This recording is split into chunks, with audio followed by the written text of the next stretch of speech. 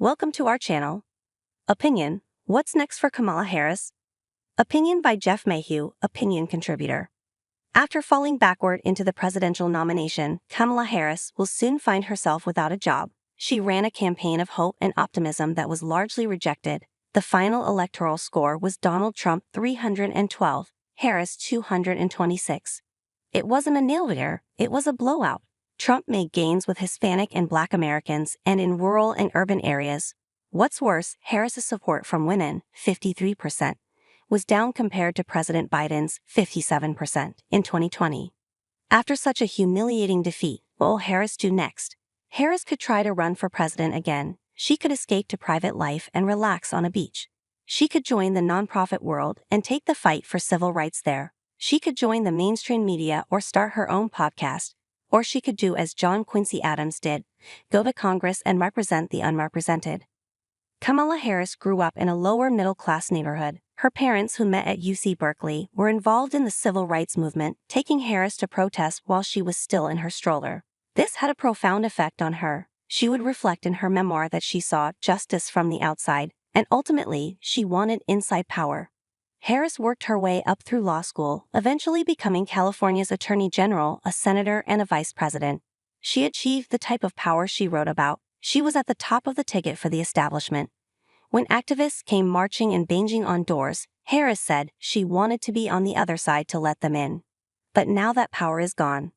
There was a moment that nearly propelled her to the presidency during a Democratic debate in 2020 when Harris challenged Joe Biden's past stance on busing.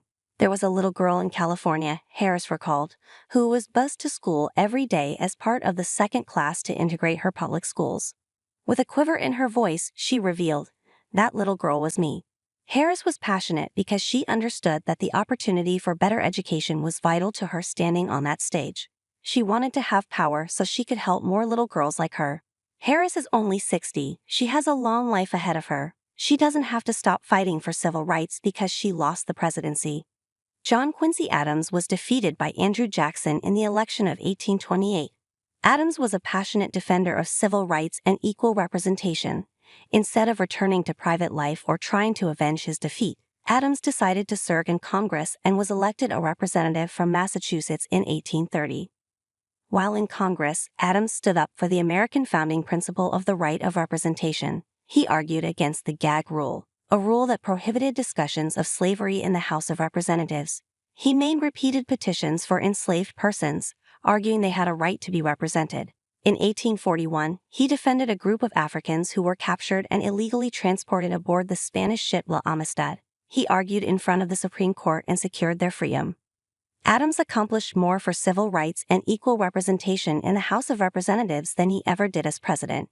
He chose substantive reform over symbolic power. History often remembers him as the man upon whom Andrew Jackson took revenge, but in reality, he was a dutiful servant standing up for the unrepresented and was united with Jackson during the nullification crisis of 1832.